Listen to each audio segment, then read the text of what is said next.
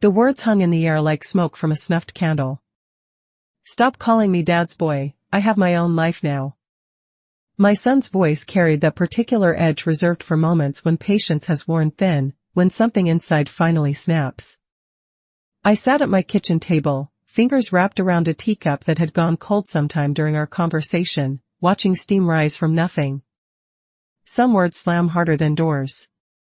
The silence that followed felt dense, weighted with years of small accommodations and unspoken expectations. Through the window, afternoon light filtered through lace curtains my mother had sewn decades ago, casting familiar shadows across the worn linoleum. I could hear the distant hum of traffic and the neighbor's dog barking at something unseen, but in this kitchen, in this moment, there was only the sound of my own breathing and the tick of the wall clock marking time I couldn't take back. I didn't respond immediately. What was there to say? That I'd called him that because his father had, because it was a term of endearment that had somehow curdled into something else entirely? That I hadn't realized how it sounded to him now, at 35, with his own mortgage and his own opinions about how I should live my life. Instead, I nodded slowly, the way you do when you're absorbing a blow and trying to understand its full impact. He shifted in his chair, perhaps expecting an argument, a defense, or the kind of back and forth that had become our usual dance. But I just listened.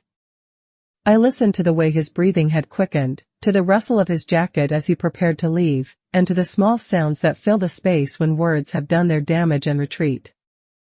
"I'll call you later, Mom," he said finally, his voice softer now, perhaps recognizing that his words had found their mark more precisely than intended. The front door closed with a careful click, not a slam, but not gentle either. Just the sound of someone leaving who wasn't sure when they'd return.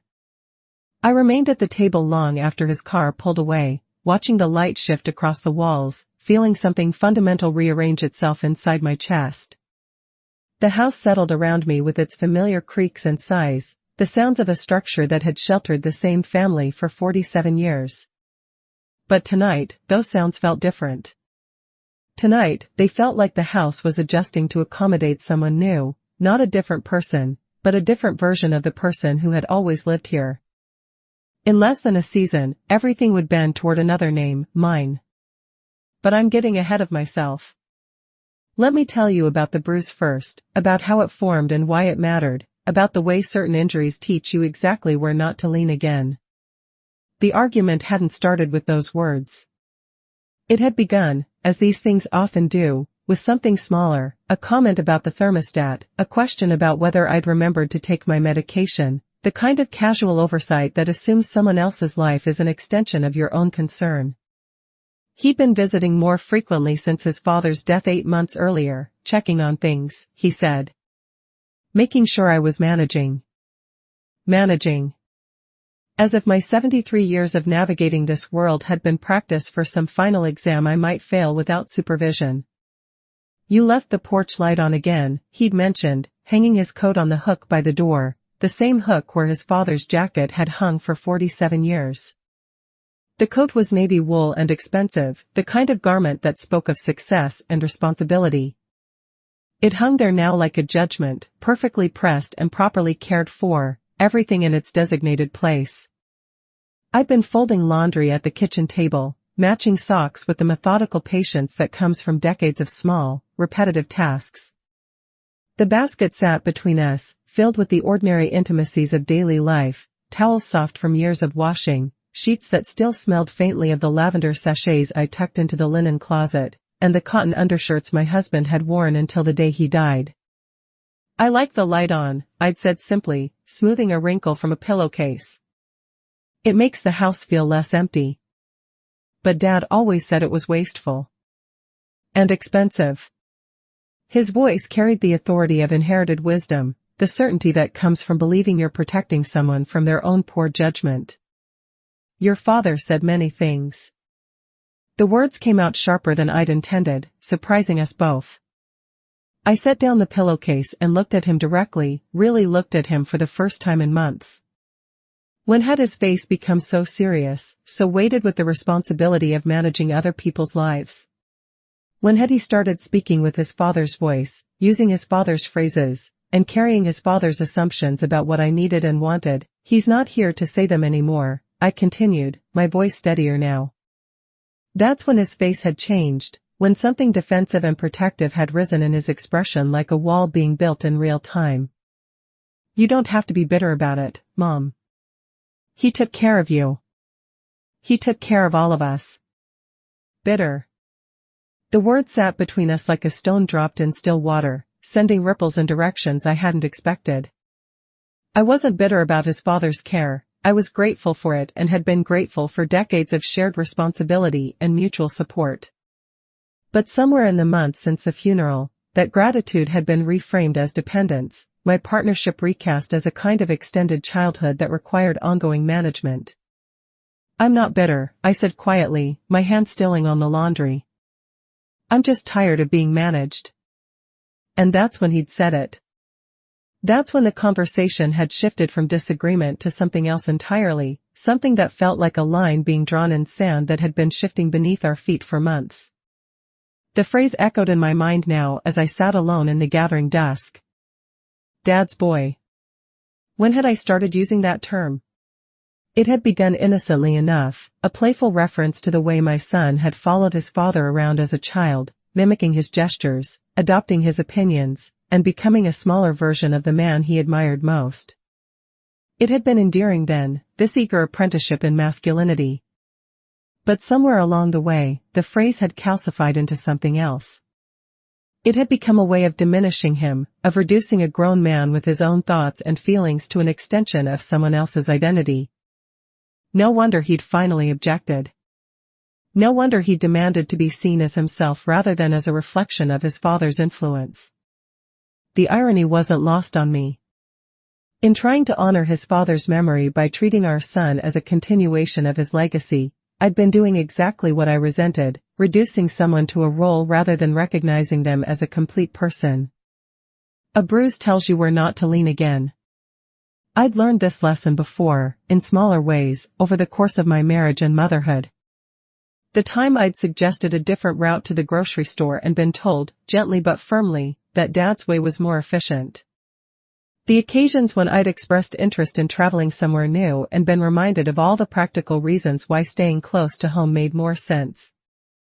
The gradual accumulation of small surrenders that had seemed reasonable at the time, loving even, but had somehow added up to a life lived in the margins of other people's decisions.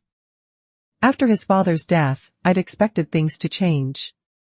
I'd imagined conversations about what I wanted to do with my remaining years, discussions about possibilities that had been deferred but not abandoned.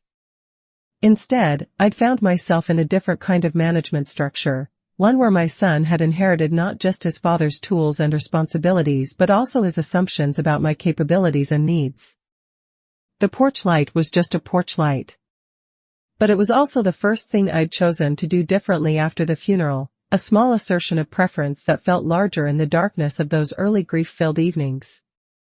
When I flipped that switch each night, I wasn't just illuminating the front steps, I was marking my presence in a house that had felt hollow and strange without the familiar rhythms of shared occupancy.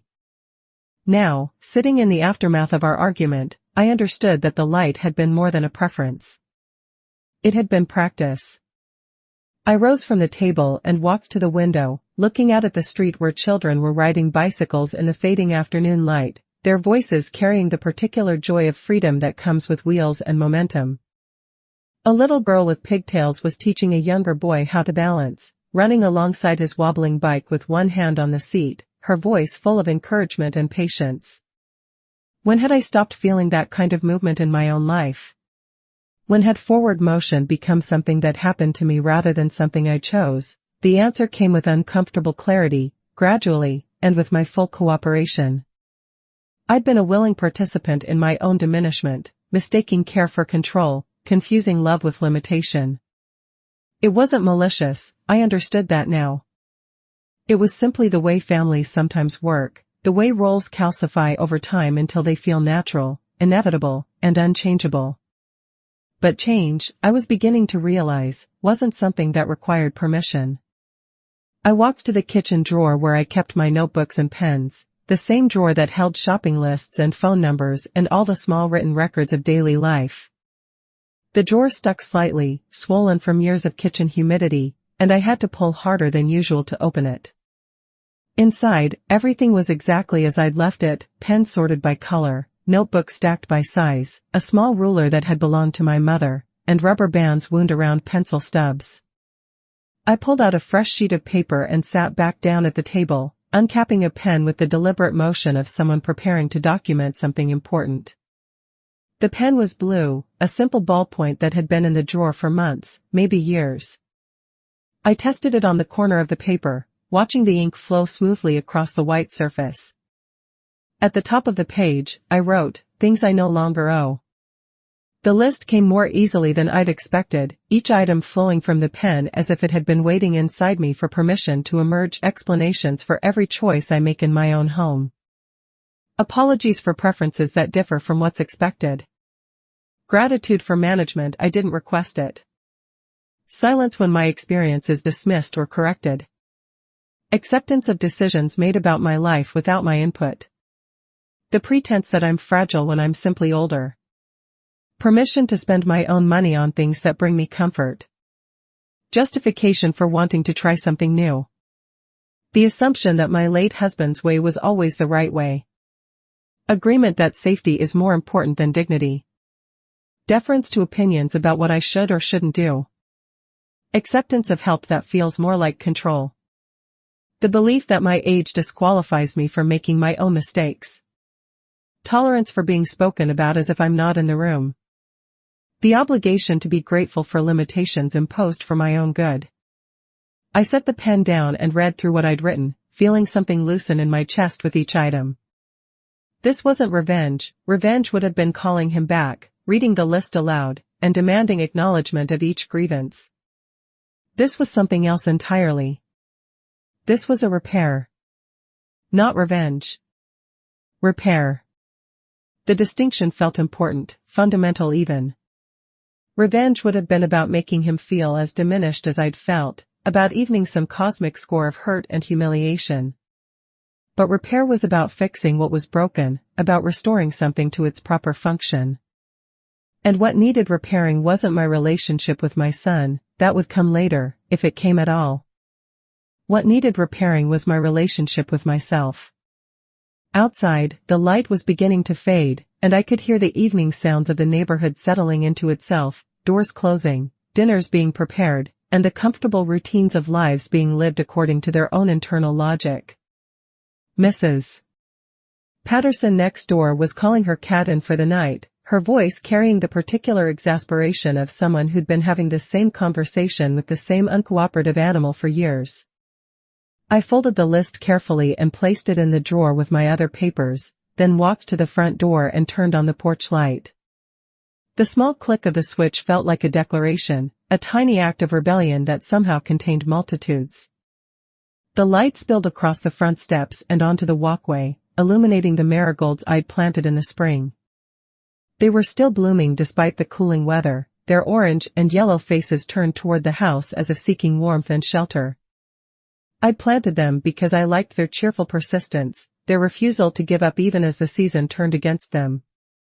Now, looking at them in the artificial light, I saw something else, a reflection of my own stubborn determination to keep blooming despite the changing conditions around me. Over the next few days, I found myself moving through my house with a different kind of attention, noticing things I'd stopped seeing clearly. The way certain rooms felt frozen in time, preserved exactly as they'd been when my husband was alive, as if change itself would be a betrayal of his memory. The stack of mail I'd been meaning to sort through, including several official-looking envelopes I'd set aside for my son to review during his next visit. The spare bedroom that had become a storage space for things we'd never quite decided what to do with. I began with the mail. The official envelopes contained exactly what I'd suspected: bank statements, insurance documents, investment summaries, and all the financial paperwork that had somehow become my son's responsibility to review and explain. I spread them across the kitchen table like pieces of a puzzle I was finally ready to solve, taking my time to read through each document carefully. It wasn't that I was financially illiterate. I'd managed household budgets for decades, had worked part-time jobs throughout my marriage, and had even handled the family's taxes during the years when my husband's arthritis made writing difficult. But somewhere along the way, I'd accepted the narrative that these particular documents were too complex, too important, and too risky for me to handle alone. The numbers told a different story. They told the story of a woman with modest but sufficient resources, with accounts that had been carefully managed and investments that had grown steadily over time. They told the story of someone who was financially stable and perfectly capable of making her own decisions about money. The bank statements showed regular deposits for my pension and Social Security, automatic withdrawals for utilities and insurance, and a healthy balance that had been growing rather than shrinking since my husband's death. The investment accounts revealed a conservative but sensible portfolio that had weathered market fluctuations and continued to provide steady returns. Most importantly, the documents revealed something I'd forgotten in the months of grief and adjustment: I was not a burden. I was not a financial liability requiring careful management. I was a woman with resources and options, someone who could afford to make her own choices about how to live. I made an appointment with the bank. The meeting was scheduled for Thursday morning, and I spent the preceding days gathering documents and preparing questions. I wrote them down in a small notebook, organizing them by category: account access, investment options, estate planning, and day-to-day banking needs. I researched terms I didn't understand, looking up definitions and explanations until I felt confident I could hold my own in a professional conversation about my own finances. I chose my clothes carefully, not the comfortable sweaters and slacks I'd taken to wearing around the house, but the navy dress and matching jacket I'd worn to church functions and parent-teacher conferences and all the occasions when I'd needed to present myself as a competent, serious adult. The outfit still fit well and still made me feel capable and professional. The bank was a place I'd visited countless times over the years, usually accompanying my husband for major transactions or sitting quietly while he discussed investment strategies with the financial advisor. The building was modern and efficient, all glass and steel and carefully controlled lighting that made everything look clean and prosperous. Now, walking through the glass doors alone, I felt both nervous and oddly exhilarated, like someone about to take a test they'd been studying for without realizing it. The lobby was busy with the usual morning crowd: business people making deposits, retirees checking on accounts, and young families opening new services. I took a number and sat in one of the comfortable chairs, watching the electronic board that announced when each customer's turn had arrived. When my number was called, I was directed to a small office where a woman, perhaps my daughter's age, was waiting with a warm smile and a firm handshake. Her nameplate read Sarah Chen, financial advisor, and her desk was organized with the kind of careful efficiency that suggested both competence and attention to detail. "Mrs. Morrison," she said, gesturing for me to sit in the chair across from her desk. "I understand you'd like to review your accounts and discuss some changes to the access arrangements." I appreciated that she got straight to the point, that she didn't speak slowly or use simplified language or suggest that I might want to bring someone with me to help interpret the information. She simply treated me like what I was, an adult with the right to understand her own financial situation. "Yes," I said, opening my notebook to the first page of questions. "I'd like to understand exactly what my current situation is, and I'd like to explore my options for managing my accounts independently." She pulled up my information on her computer screen and began walking me through each account systematically. She explained the different types of investments, the risk levels, the expected returns, and the fees and charges associated with various services. She answered my questions thoroughly and patiently, never making me feel foolish for asking for clarification or repetition. "You have several options," she said after we'd reviewed everything. "You can maintain the current arrangement, with your son as a signatory on the accounts. Or you could modify the access levels, keeping him informed but retaining primary control yourself. Or you could remove the additional signatory entirely and manage everything independently." The word independently hung in the air like a small bell ringing, clear and bright and full of possibility. "What would you recommend?" I asked, though I already knew what felt right to me. She smiled, and I could see genuine respect in her expression. "That depends entirely on what you want. What feels right to you? What felt right was the radical notion that my money was my money, that my decisions were my decisions, and that competence wasn't something I'd lost simply because I'd gained years. What felt right was the idea that I could choose to share information and seek advice without surrendering control. I'd like to modify the access, I said, my voice steadier than I'd expected. Keep him informed about major changes, but make it clear that the primary authority is mine. The paperwork took less than an hour, but each signature felt significant, each initial a small reclamation of territory I'd ceded without fully realizing it. Sarah explained each document before I signed it, making sure I understood exactly what I was agreeing to. When we finished, she handed me a folder containing copies of everything, along with her business card and a direct phone number. You can call me anytime if you have questions, she said. And we can schedule regular reviews if you'd like, just to make sure everything is working the way you want it to. Walking out of the bank, I felt lighter somehow, as if I'd been carrying a weight I hadn't noticed until it was gone. The psychological shift was more profound than the practical one. Nothing about my daily life would change immediately, but everything about my relationship to that life had been transformed. From the bank, I walked to the hardware store 3 blocks away, a place I'd visited countless times over the years to buy light bulbs and batteries and the small replacement parts that keep a household functioning. The store smelled of sawdust and metal and possibility, with aisles lined with tools and supplies for every conceivable home improvement project.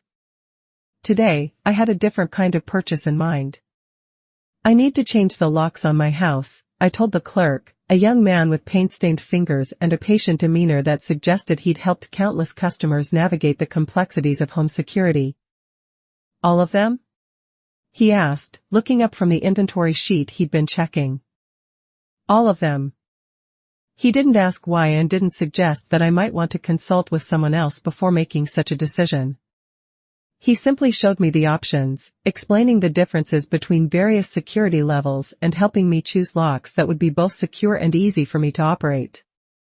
The smell of new metal and machine oil filled my nostrils as he gathered the hardware, deadbolts and doorknobs, strike plates and screws, everything I'd need to secure my home according to my own specifications.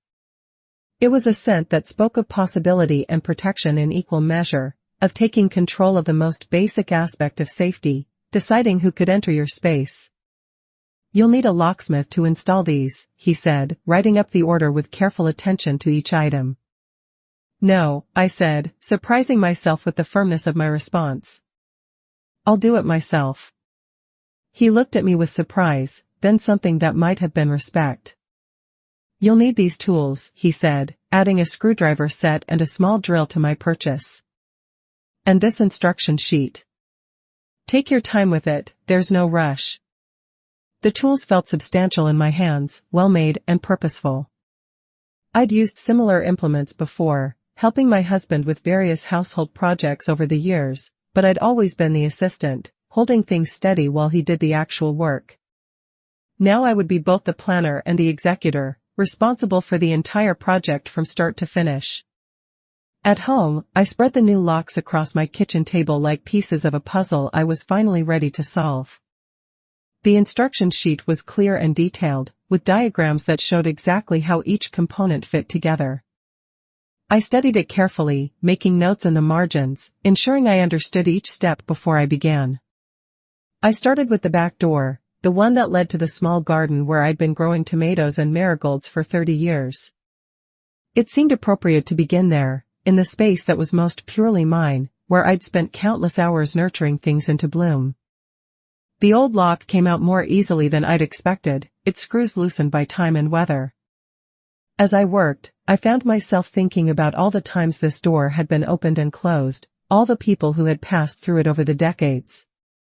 My children as teenagers sneaking out for adventures they thought I didn't know about. My husband, carrying in vegetables from the garden or tools from the shed. Neighbors borrowing cups of sugar or returning borrowed books. The new lock slid into place with satisfying precision, the metal bright and unmarked, the key turning smoothly in the cylinder. I tested it several times, locking and unlocking, feeling the solid click of the mechanism engaging. Each turn of the key felt like a small victory, a declaration that this space belonged to me and I would decide who could enter it. A lock is less for keeping out than for keeping in peace. By evening, I'd changed every lock in the house, front door, back door, the side entrance that led to the basement, even the door to my bedroom, though I wasn't entirely sure why that one felt important. Each installation had gone more smoothly than the last, my confidence building with each successful completion. The work was methodical and satisfying in a way I hadn't expected. There was something deeply reassuring about the precision required, the way each component had to fit exactly right for the mechanism to function properly. It reminded me of other careful work I'd done over the years, sewing, cooking, gardening, activities that required attention to detail and patience with the process. I gathered all the old keys and placed them in a small box, then put the box in the drawer with my list and my financial documents. They felt like artifacts from a previous era, relics of a time when other people's access to my space had been assumed rather than granted. The new keys went on a ring that I clipped to my purse, their weight unfamiliar but reassuring. They were mine in a way that felt both simple and profound, not just because I owned them, but because I had chosen them, installed them, and would decide how they were used. That night, I made dinner for one, a simple meal of soup and bread, eaten at the kitchen table while I read through a travel magazine I'd picked up at the grocery store. The articles were full of places I'd never been, experiences I'd never had, and possibilities I'd never seriously considered. There were photographs of coastal towns with lighthouses and fishing boats, mountain villages with narrow streets and ancient churches, and cities with museums and theaters and restaurants that served cuisines I'd never tasted. Each image seemed to whisper the same message: the world is larger than you remember, and it's still there waiting for you. I dog-eared several pages, marking destinations that called to something restless and curious inside me. A bed and breakfast in Vermont that specialized in quilting retreats. A cooking school in Tuscany that offered week-long courses for beginners. A train journey through the Canadian Rockies that promised spectacular scenery and comfortable accommodations. When the phone rang at 8 o'clock, I knew it would be my son. He called every few days now, checking in, making sure I was managing. The routine had become as predictable as the evening news and usually just as one-sided. Tonight, his voice carried a note of concern that I recognized immediately. "Mom, I tried to stop by this afternoon, but my key didn't work." Did something happen to the lock? I set down my magazine and considered my response carefully. I could explain about the hardware store and the installation process, about the satisfaction of completing a project independently. I could talk about security and self-reliance and the importance of controlling access to my own space. Instead, I chose simplicity. "I changed the locks," I said. The silence on the other end of the line stretched long enough for me to hear the television in the background, the sound of his family's evening routine continuing around our conversation. I could picture him in his living room, probably sitting in the recliner that had been his father's favorite, trying to process this unexpected development. "Why?" he asked finally, and I could hear genuine confusion in his voice. "Because I wanted to." "But Mom, what if there's an emergency? What if you need help and I can't get in?" The questions were reasonable, the kind of practical worries that had justified so many small surrenders over the years. But tonight, they sounded different to me. Tonight, they sounded like fear dressed up as logic, like control masquerading as care. "Then you can call me, and I can let you in," I said patiently. "Or you can call 911, like anyone else would." "That's not the same thing." His voice was rising slightly, the way it did when he felt his carefully constructed systems being challenged. "What if you fall? What if you have a medical emergency and can't get to the phone? Then I'll deal with that when it happens," I said, my voice remaining calm despite the familiar frustration rising in my chest. The same way millions of other people my age deal with it every day. This is about the other day, isn't it? About what I said, I considered lying, offering some other explanation that would smooth over the tension and restore our usual equilibrium. The old version of myself might have done exactly that, might have minimized my own feelings to preserve his comfort. Instead, I told the truth. Partly, I said. But mostly it's about me remembering that this is my house, and I get to decide who has keys to it. The conversation continued for another 10 minutes, circling around the same themes: his concern for my safety, my insistence on my autonomy, and the uncomfortable space between love and control that we were both trying to navigate. We didn't resolve anything, but we didn't fight either. We simply talked until we'd both said what we needed to say, then said goodnight with the careful politeness of people who care about each other but don't quite understand each other anymore. After I hung up, I walked through my house, testing each new lock one more time. The sound of the deadbolt sliding into place felt like punctuation marks at the end of sentences I'd been trying to write for months. In the living room, I paused in front of the mantelpiece, where photographs of our family history were displayed in careful arrangement. Wedding pictures, baby pictures, school graduations, holiday gatherings, all the milestone moments that mark a life lived in connection with others. But looking at them now, I noticed something I'd never seen before. In almost every photograph, I was slightly to the side, slightly behind, slightly out of focus. Not absent, but not central either. Always present, always supportive, but rarely the main subject of the frame. When had I become a supporting character in my own life? The next morning brought rain, the kind of steady autumn precipitation that makes everything look softer and more contemplative. I stood at my kitchen window, watching water run down the glass in irregular streams, feeling something shift in my chest like a door opening onto a room I'd forgotten existed. The garden looked different in the rain, the colors more saturated, the textures more pronounced. My marigolds drooped under the weight of the water, but they weren't defeated, they were simply bending with the weather, adapting to conditions beyond their control while maintaining their essential nature. I was making my second cup of tea when the doorbell rang. Through the peephole, I could see my neighbor Margaret standing on the porch, holding an umbrella and what appeared to be a plate covered with a kitchen towel. Margaret and I had been neighbors for 15 years, exchanging pleasantries over the fence line and helping each other with small favors, collecting mail during vacations, sharing garden produce, and the comfortable but limited intimacy of people who live in proximity without necessarily living in each other's lives. I'd always liked her. She had a directness that I appreciated and a way of seeing through social niceties to the heart of things, but we'd never been what you'd call close friends. Our conversations had been pleasant but surface level, focused on weather and neighborhood news rather than the deeper currents of our individual lives. I opened the door, and she stepped inside, shaking raindrops from her umbrella with the efficient movements of someone who'd been dealing with weather for 7 decades. "I brought you some of those oatmeal cookies you mentioned liking," she said, handing me the plate. The cookies were still warm, filling my kitchen with the scent of cinnamon and brown sugar.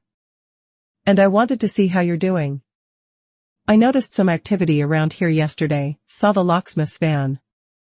I almost corrected her, almost explained that I'd changed the locks myself, but something in her expression stopped me. She wasn't asking out of idle curiosity or neighborhood nosiness. There was something more intentional in her visit, something that suggested she understood more about my situation than our casual conversations had revealed. "Would you like some tea?" I asked instead. "I'd love some." We settled at my kitchen table, the same table where I'd absorbed my son's words just days earlier, where I'd written my list and spread out financial documents and planned small revolutions. Now it held 2 teacups and Margaret's cookies, steam rising between us like incense in a chapel of ordinary conversation. "My daughter thinks I should move to one of those senior communities," Margaret said without preamble, stirring honey into her tea with slow, deliberate movements. "Says it would be safer, more social. Says I'm being stubborn by staying in a house that's too big for one person." I looked at her more carefully, seeing her perhaps for the first time as something other than simply the woman who lived next door. Margaret was perhaps 5 years younger than me, still driving her own car, still maintaining her own garden, still living the kind of independent life that my son seemed to think was beyond my capabilities. "What do you think?" I asked. "I think my daughter confuses different from what she would choose with wrong." She took a sip of tea and smiled, the expression transforming her face from pleasant to genuinely warm. "I also think she's scared of getting old herself, and managing my life makes her feel like she has some control over the process. The observation landed with the precision of truth, cutting through months of confusion and hurt to illuminate something I'd been struggling to understand. I'd been thinking about my son's motivations in terms of love and concern, but I hadn't considered fear, his fear of losing me, yes, but also his fear of facing his own mortality, his own eventual need for care and accommodation. It's hard to know where care ends and control begins, I said, reaching for one of the cookies. It was perfectly baked, crispy on the edges but still soft in the center, the kind of treat that spoke of skill developed over decades of practice. Especially when the people doing the controlling genuinely believe they're helping. Margaret broke her cookie in half with deliberate care, examining the texture as if it held secrets worth discovering. My late husband used to say that the most dangerous kind of prison is the one built with good intentions. We sat in comfortable silence for a moment, listening to the rain against the windows and the distant sound of traffic on wet streets. The marigold on my windowsill caught what little light filtered through the clouds, its orange petals bright against the gray morning like a small flame refusing to be extinguished. "I changed my locks yesterday," I said finally, the words coming out more easily than I'd expected. "Good for you." Margaret's response was immediate and matter-of-fact, as if I'd told her I'd changed my oil or cleaned my gutters. Sometimes you have to lock the door before you can figure out who you want to let in. My son is upset about it. I imagine he is. Change is hard for everyone, but it's especially hard for people who've gotten comfortable with the way things were. She paused, considering her next words carefully. The question is whether his discomfort is more important than your autonomy. It was a simple question, but it cut to the heart of everything I'd been struggling with. For months, I'd been prioritizing other people's comfort over my own needs, other people's fears over my own desires. I'd been so focused on being understanding and accommodating that I'd forgotten to ask what I actually wanted. Margaret stayed for another hour, and we talked about everything and nothing, the weather, the neighborhood, books we'd read, and places we'd traveled or wanted to travel. It was the kind of conversation I realized I'd been missing without knowing it, the kind of exchange between equals that doesn't require explanation or justification or careful navigation around sensitive topics. She told me about her garden, about the roses she'd been cultivating for 20 years, and the vegetable patch that still produced more tomatoes than she could eat. I told her about my marigolds, about how they'd become a symbol of persistence and hope during the difficult months after my husband's death. When she left, I felt something I hadn't experienced in months, the simple pleasure of being seen and understood by someone who didn't feel responsible for fixing or managing or improving me. A witness to your dignity is sometimes enough. That afternoon, I did something I hadn't done in years. I bought a train ticket. The decision came suddenly, born from a combination of restlessness and possibility that had been building since my conversation with Margaret. I'd been looking through the travel magazine again, studying photographs of coastal towns and mountain villages, when I realized that nothing was stopping me from actually visiting one of these places except my own assumption that such adventures were no longer appropriate for someone my age. The train station was a 20-minute drive from my house, a brick building that had been serving travelers for over a century. The architecture spoke of an era when train travel was elegant and important, when departure and arrival were events worthy of grand spaces and careful attention to detail. I parked in the lot and walked to the ticket window, feeling like an actor stepping onto a stage for a performance I'd been rehearsing without realizing it. The clerk was a middle-aged woman with kind eyes and the patient demeanor of someone who'd helped thousands of travelers navigate their journeys.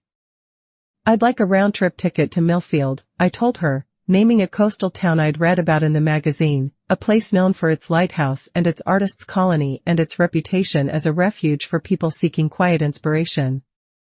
"When would you like to travel?" she asked, her fingers poised over the keyboard with professional efficiency. "Tomorrow," I said, surprising myself with the immediacy of my decision. She didn't question my choice or suggest that I might want to plan more carefully. She simply pulled up the schedule and began explaining my options. The morning train leaves at 9:15 and arrives at 11:30. Return trains run every 2 hours until 8 p.m. Would you prefer a window seat? Yes, please. I paid for the ticket with my own credit card, using my own money to fund my own adventure. The transaction felt significant in a way that had nothing to do with the modest cost. It was the act of choosing, of committing to something purely because I wanted to do it. The ticket was small and unremarkable, just a piece of cardboard with printed information, but it felt like a passport to a country I'd never visited, the country of my own choosing. That evening, I packed a small suitcase with clothes for an overnight stay, though I hadn't yet decided whether I would actually spend the night or return on the evening train. The uncertainty felt liberating rather than anxiety-provoking. I was giving myself permission to decide in the moment, to let the experience itself guide my choices. I also packed my binder of financial documents, not because I needed them for the trip, but because they had become a symbol of my reclaimed agency. Their weight in my suitcase felt like ballast, keeping me grounded in the reality of my own competence. I chose my clothes carefully, comfortable shoes for walking, layers for changing weather, and a light jacket that could serve multiple purposes. I packed a small notebook and a good pen, thinking I might want to record my impressions or simply have something to do with my hands during quiet moments. The morning of my departure dawned clear and bright, the kind of autumn day that makes everything look crisp and full of possibility. I dressed with the same care I'd taken with packing, choosing clothes that made me feel confident and capable rather than simply comfortable. At the station, I found myself surrounded by other travelers, business people with laptops and coffee, students with backpacks and headphones, and families with children and complicated luggage arrangements. I was probably the oldest person waiting for the train, but I didn't feel out of place. I felt like what I was, someone going somewhere by choice. The train arrived precisely on time, its silver cars gleaming in the morning sun. I found my seat by a window, settling in with my small suitcase and my sense of anticipation. The seat was comfortable, upholstered in blue fabric that had been designed to hide wear and stains while still maintaining an air of dignity. As we pulled away from the station, I watched my familiar city give way to suburbs, then farmland, then forests I'd never seen before. The transition was gradual but profound, each mile taking me further from the life I knew and closer to something undefined but promising. The rhythm of the train was hypnotic, a steady percussion that seemed to match the beating of my heart. I found myself thinking about movement and momentum, about the difference between being carried along by circumstances and choosing your own direction. For months, I'd felt like a passenger in my own life, watching decisions being made around me and for me but not by me. Now, sitting in an actual passenger seat, I felt more in control than I had in years. A railcar can carry more than luggage. Sometimes it carries your second chance. The landscape outside my window was a revelation of color and texture, red barns and golden fields, small towns with church spires and main streets, and rivers that curved through valleys like silver ribbons.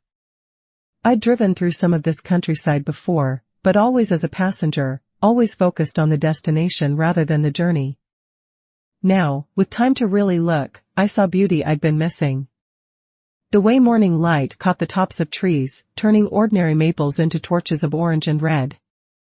The geometric patterns of plowed fields, dark earth arranged in lines that spoke of human intention and natural cooperation. The small houses scattered across the landscape, each one representing someone's choice about how and where to live. An hour into the trip, a young mother with a toddler sat down across the aisle from me. The child was perhaps 3 years old, with dark curls and enormous eyes that seemed to take in everything with wonder and delight. She kept pointing out the window and asking questions in the rapid-fire way of children who are genuinely curious about the world. "Why are the cows all facing the same way?" she asked her mother, pressing her small face against the glass. "I don't know, sweetheart. Maybe they're looking at something interesting." The little girl turned to me with the directness that only children possess, unencumbered by the social conventions that teach adults to mind their own business. "Do you know why the cows are all facing the same way?" I considered her question seriously, giving it the attention it deserved. "I think they might be facing away from the wind," I said. "Animals are smart about staying comfortable." She nodded as if this made perfect sense, then continued her commentary on the passing scenery. Look, there's a red house. And a dog. And a man on a tractor. Her enthusiasm was infectious, and I found myself seeing the landscape through her eyes, not just as background scenery, but as a collection of individual moments and details, each worthy of attention and excitement. When had I stopped looking at the world with that kind of fresh curiosity? When had the extraordinary become ordinary through the simple act of familiarity? The child's mother smiled at me apologetically. I'm sorry if she's bothering you. She gets excited about trains. She's not bothering me at all, I said, and meant it. She's helping me see things I might have missed. We chatted briefly about travel and children and the particular magic of train journeys. The woman was taking her daughter to visit grandparents, a monthly ritual that had become one of the highlights of both their lives. There was something beautiful about the continuity of it, the way generations stayed connected through the simple act of showing up for each other. When we reached Millfield, I gathered my things and stepped onto the platform, breathing in air that smelled of salt and seaweed and something indefinably different from the air at home. The town was exactly as the magazine had described it, a collection of weathered buildings clustered around a small harbor, with narrow streets that seemed designed for walking rather than driving. The harbor was busy with the morning activities of a working fishing village. Boats were coming and going, their engines puttering quietly as they navigated the calm water. Seagulls wheeled overhead, calling to each other in voices that spoke of wind and weather and the eternal search for food. I found a bed and breakfast within sight of the lighthouse, a Victorian house painted pale yellow with white trim and a garden full of late-season flowers.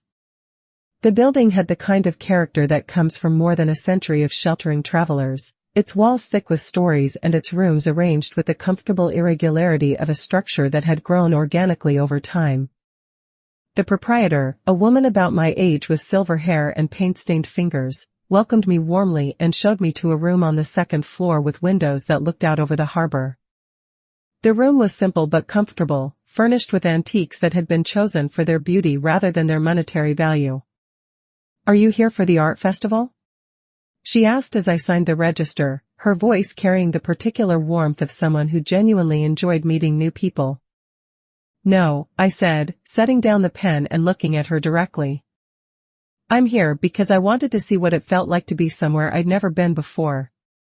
She smiled, and I could see understanding in her expression. "That's the best reason of all." I spent the afternoon walking through the town, exploring galleries and shops, sitting on benches that faced the water, and watching boats come and go from the harbor. The pace was different here, slower and more deliberate, as if the proximity to the ocean had taught everyone the value of moving with natural rhythms rather than artificial urgency. I had lunch at a small cafe where the waitress didn't ask if I was waiting for someone or suggest that I might be more comfortable at a smaller table. I was simply a customer, a person choosing to eat alone because that's what I wanted to do. The meal was simple but well prepared, fish chowder and fresh bread, and coffee that had been brewed with care rather than speed. In one of the galleries, I found myself drawn to a series of paintings that depicted ordinary objects, kitchen chairs, coffee cups, reading glasses, house keys, rendered with such attention and care that they seemed to glow with significance. The artist had taken the mundane details of daily life and transformed them into something beautiful and meaningful. "Those are part of our Dignity of the Everyday series," the gallery owner explained when she noticed my interest. She was a woman in her 40s with the kind of confident bearing that comes from years of helping people discover what they love. "The artist believes that the objects we live with tell the story of who we are."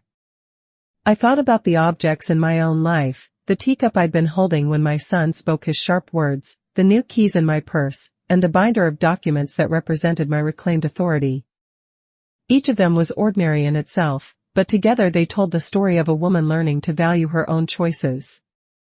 I bought a small painting of a single marigold in a simple clay pot, its orange petals catching light from an unseen window. It wasn't expensive, but it felt like an investment in something important, a reminder that beauty could be found in the simplest things if you took the time to really see them. That evening, I called my son from my room at the bed and breakfast. I could hear the surprise in his voice when I told him where I was and could almost see him trying to reconcile this new version of his mother with the one he'd been worrying about.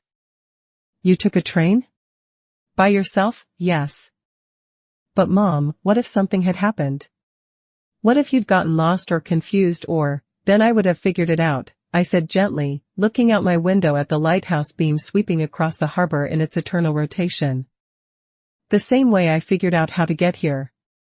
We talked for a few more minutes, and I could hear him struggling to process this development, trying to fit it into his understanding of who I was and what I was capable of.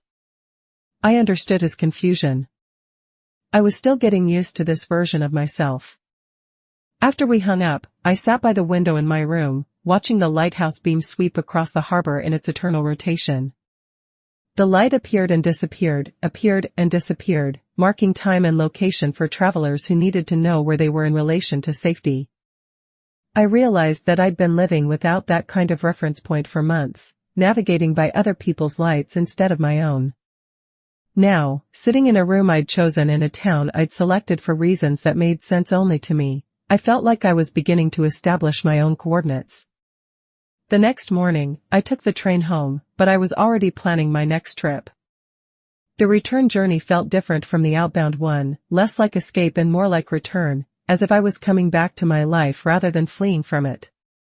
At home, I found a message on my answering machine from my daughter-in-law, asking if I'd like to have lunch with her and my granddaughter the following week. It was an invitation I'd been hoping for, a chance to connect with the younger generation of my family without the complicated dynamics that seemed to arise whenever my son was involved. We met at a family restaurant with a play area, the kind of place designed to accommodate the energy and needs of small children. My granddaughter, Emma, was 7 years old and full of the kind of confidence that comes from being loved unconditionally and encouraged to express herself freely. "Grandma, Mom says you went on a train trip all by yourself," she said as we settled into our booth, her voice carrying the particular excitement that children reserve for stories about adventure. "Was it scary?" "A little bit," I admitted, appreciating her directness. "But it was also exciting. Sometimes the best adventures are a little bit scary." "I want to go on a train," she announced with the certainty of someone who had never been told that her desires were impractical or inappropriate. "Can we go together sometime?" I looked at my daughter-in-law, who nodded with a smile that suggested she understood the importance of encouraging rather than limiting her daughter's sense of possibility. "I think that sounds like a wonderful idea," I said. During lunch, Emma told me about school and her friends and the book she was reading about a girl who traveled around the world with her grandmother. She drew pictures on the paper placemats, creating elaborate scenes of trains and boats and airplanes, all carrying stick figures to destinations marked with stars and hearts. "This is you," she said, pointing to one of the stick figures with carefully drawn gray hair. "And this is me. We're going to see the ocean. Children see the dignity before the politics." As we were finishing our meal, Emma asked me a question that caught me off guard with its simplicity and insight. "Grandma, why does Daddy worry about you so much?" I considered how to answer honestly without criticizing her father or burdening her with adult complications. "I think he loves me very much," I said finally. "And sometimes when people love someone, they worry about them even when they don't need to worry. Like how I worry about my hamster even though he's perfectly fine in his cage, exactly like that." She nodded sagely, as if this explanation made perfect sense to her 7-year-old understanding of the world. "Maybe you should tell Daddy that you're not a hamster." Her innocent observation made me laugh, but it also made me think. How many of my recent conflicts with my son stemmed from his perception of me as someone who needed to be kept safe and contained, rather than someone who was capable of making her own choices about risk and adventure? That evening, I sat at my kitchen table with a fresh sheet of paper and began writing a letter. Not the kind of letter meant to be sent, but the kind meant to clarify my own thoughts and feelings. At the top of the page, I wrote, to my son, about the woman I am becoming. The letter poured out of me, months of unexpressed thoughts and feelings, observations about the difference between care and control, and reflections on the dignity of choice and the importance of risk in a life fully lived. I wrote about my train trip and my changed locks and my reclaimed financial independence. I wrote about love and fear and the complicated dance between generations. Most importantly, I wrote about my vision for the future, not a future of managed decline and careful limitation, but a future of continued growth and exploration and choice. I wrote about the woman I was becoming, the woman I had always been underneath the accumulated layers of other people's expectations. The words flowed easily, as if they had been waiting inside me for permission to emerge. I wrote about the difference between being protected and being imprisoned, about the way good intentions could become barriers to authentic living. I wrote about my gratitude for his love and my need for his respect. Ink is a door no shouting can force open. When I finished the letter, it was nearly midnight. I folded it carefully and placed it in my binder with my other important documents, not because I intended to send it, but because it represented something significant, a declaration of independence that I needed to write for myself before I could live it fully. The next few weeks passed quietly, but they were full of small changes and new routines. I joined a book club at the library, started taking a watercolor painting class at the community center, and began planning a longer trip for the spring, perhaps to visit my sister in Oregon, whom I hadn't seen in 3 years. The book club met every Thursday evening in a small room lined with windows that looked out onto the library's garden. The group was diverse in age and background, united only by a shared love of reading and discussion. I found myself looking forward to these gatherings, to the intellectual stimulation and social connection they provided. The watercolor class was held on Saturday mornings in a bright studio filled with easels and supplies. I'd never considered myself artistic, but I discovered a surprising aptitude for capturing light and shadow, for translating the world I saw into something beautiful and personal. My relationship with my son remained somewhat strained, but it was evolving. He still called regularly and still expressed concern about my choices, but there was a grudging respect in his voice that hadn't been there before.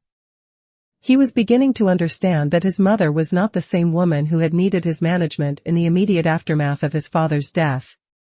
One evening in late October, as I was tending to my marigolds in the fading light, he stopped by unexpectedly. I heard his car in the driveway and met him at the front door, key in hand, a small reminder of the new reality we were both still adjusting to. "I should have called first," he said, looking slightly uncomfortable as he stood on the porch where he'd once had unlimited access. "Yes, you should have." I unlocked the door and invited him in, my voice carrying neither anger nor welcome, simply acknowledgement of fact. "But you're welcome anyway." We sat in the living room, a space I'd been gradually rearranging to suit my own preferences rather than preserving it as a shrine to the past. I'd moved furniture, changed the lighting, and added plants and books and small objects that reflected my current interests rather than our shared history. The room felt different now, more like a space where someone actually lived rather than a museum of family memories. I'd kept the photographs and mementos that truly mattered, but I'd also made room for new things. The painting I'd bought in Millfield, books from my book club, and a small easel where I practiced my watercolor techniques. "The house looks different," he observed, his eyes taking in the changes with the careful attention of someone trying to understand a new language. "I've been making some changes." "I can see that." He was quiet for a moment, looking around the room as if seeing it for the first time. The silence stretched between us, not uncomfortable exactly, but weighted with all the conversations we hadn't had, all the adjustments we were both still making. "Mom, I owe you an apology," he said finally, his voice carrying a gravity I hadn't heard before. I waited, not making it easier for him but not making it harder either. This was his moment to speak, and I wanted to hear what he had to say without my own words getting in the way. "I've been treating you like you're fragile," he continued, his hands clasped in his lap in a gesture that reminded me suddenly of the little boy he'd once been, sitting in this same room confessing to some childhood transgression. "Like Dad's death somehow made you less capable instead of more independent. I was scared of losing you too, and I thought if I could just manage everything carefully enough, I could keep you safe." The admission hung in the air between us, honest and vulnerable in a way that reminded me why I loved this complicated man who was my son. I could see the fear behind his controlling behavior, the genuine terror of facing more loss, more change, and more evidence of his own mortality. "And now?" I asked gently. "Now I'm realizing that keeping someone safe and keeping them alive aren't the same thing. It was the closest he'd come to understanding what I'd been trying to tell him, and I felt something ease in my chest that had been tight for months. Not everything was resolved, we still had work to do, boundaries to establish, and new patterns to create, but this was a beginning. "I'm not asking you to stop caring," I said, choosing my words carefully. "I'm asking you to trust that I can take care of myself and to let me make my own mistakes if that's what it comes to." He nodded slowly, and I could see him struggling with the concept, trying to reconcile his protective instincts with his growing understanding of my need for autonomy. "It's hard to change the way you see someone you love." "I know. But I'm asking you to try." We talked for another hour, and while we didn't resolve everything, we began to establish new boundaries, ways he could express his care without assuming control and ways I could include him in my life without surrendering my autonomy. It was a delicate negotiation, but it felt like progress. He told me about his own struggles with his father's death, about how taking care of me had become a way of honoring his father's memory while also managing his own grief. I told him about my need to discover who I was as an individual rather than just as half of a couple or as someone's mother. When he left, he hugged me at the door, not the careful, protective embrace I'd grown accustomed to, but something warmer and more equal, the kind of hug exchanged between adults who respect each other. After he left, I walked through my house, turning on lights in each room, claiming the space as fully mine. In the kitchen, I made myself a cup of tea and sat at the table where so much of my transformation had begun. The marigold on the windowsill had produced new blooms despite the cooling weather, bright orange flowers that seemed to glow in the lamplight. I pulled out a fresh sheet of paper and began writing a new list. At the top, I wrote, "Things I now belong to." The list came easily, each item a small celebration of reclaimed territory, my own schedule and rhythms. Decisions made without committee approval. The right to take reasonable risks. Conversations with equals who see me as I am. Adventures planned for my own pleasure. Money spent on my own priorities. Mistakes that are mine to make and learn from. Relationships based on choice rather than obligation. A future that I design rather than inherit. The dignity of being fully myself at any age. Mornings that begin when I choose to wake up. Evenings that end when I'm ready for sleep. Meals eaten when and where I want to eat them. Books chosen for my own interest rather than others' approval. Clothes selected for my comfort and pleasure. Friendships cultivated for mutual enjoyment. Hobbies are pursued for the joy they bring me. Travel planned to satisfy my own curiosity. Silence when I have nothing to say. Laughter when something strikes me as funny. I set down my pen and read through what I'd written, feeling a deep sense of completion. This wasn't the end of my story. At 73, I had years ahead of me, years I intended to fill with purpose and joy and continued growth. But it was the end of one chapter and the beginning of another. Outside, the first snow of the season was beginning to fall, dusting the garden where my marigolds still bloomed defiantly against the cold. I watched the flakes drift past the window, each one unique and temporary and beautiful in its brief moment of visibility. The snow reminded me of something my mother used to say when I was a child: every ending is also a beginning, and every beginning contains the seeds of what comes next. I'd thought it was just something adults said to make children feel better about change, but now I understood its deeper truth. My husband's death had been an ending, but it had also been the beginning of my journey back to myself. My son's harsh words had been an ending to one kind of relationship, but they had also been the beginning of a more honest one. Even this moment, sitting alone in my kitchen on a snowy evening, was both an ending and a beginning, the end of my old life and the start of whatever came next. I finished my tea and walked to the front window, looking out at the snow-covered street where porch lights glowed like small beacons in the darkness. Each light represented someone's choice to illuminate their space, to mark their presence in the world, and to say I am here to anyone who might be looking. My own porch light shone steadily, casting its warm glow across the front steps and onto the walkway where my marigolds slept under their blanket of snow. Tomorrow they might be gone, claimed by the cold, but tonight they were still there, still blooming, still refusing to surrender to the changing season. I thought about the train ticket I'd already purchased for my spring trip to Oregon, about the watercolor painting I was working on, and about the book my club would be discussing next week. I thought about Emma and our planned train adventure, about Margaret and our growing friendship, and about all the small threads of connection and possibility that were weaving themselves into the fabric of my new life. Some boundaries bloom into gardens. The phrase came to me as I stood at the window, watching the snow fall and feeling the deep satisfaction that comes from being exactly where you choose to be. The boundaries I'd established, the changed locks, the reclaimed finances, the insistence on my own autonomy, hadn't isolated me from the people I loved. Instead, they had created the space necessary for more authentic relationships to grow. I turned off the kitchen light, leaving only the porch light burning, my small beacon in the darkness, my declaration that this house was occupied by someone who was fully, completely, unapologetically alive. As I climbed the stairs to my bedroom, I could hear the wind picking up outside, rattling the windows in their frames. But inside, everything was still and warm and mine. The house settled around me with its familiar sounds, but they felt different now, not like the creaks and sighs of a structure holding on to the past, but like the breathing of a living space adjusting to accommodate the future. In my bedroom, I changed into my nightgown and sat at the small desk by the window where I'd been practicing my watercolor techniques.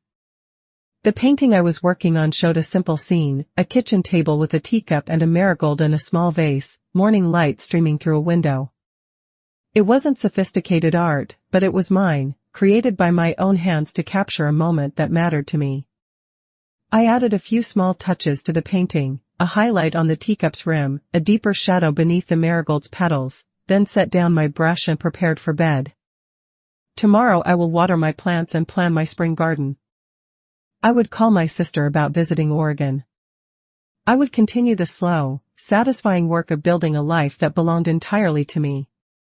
Tonight, I would simply rest in my own house, surrounded by my own choices, grateful for the hard-won peace that comes from finally learning to listen to yourself. I had my own life now, and I was finally learning how to live it. The snow continued to fall outside my window as I settled into bed, each flake a small reminder that change was constant, that beauty could be found in transition, and that every ending carried within it the promise of something new. I pulled the covers up to my chin and closed my eyes, feeling the deep contentment that comes from being exactly who you are, exactly where you belong. In the morning, I would wake up in my own time, in my own house, ready to face whatever the day might bring. I would make my own decisions, follow my own instincts, and continue the ongoing work of becoming fully myself. But tonight, I would simply sleep the peaceful sleep of someone who had finally come home to herself.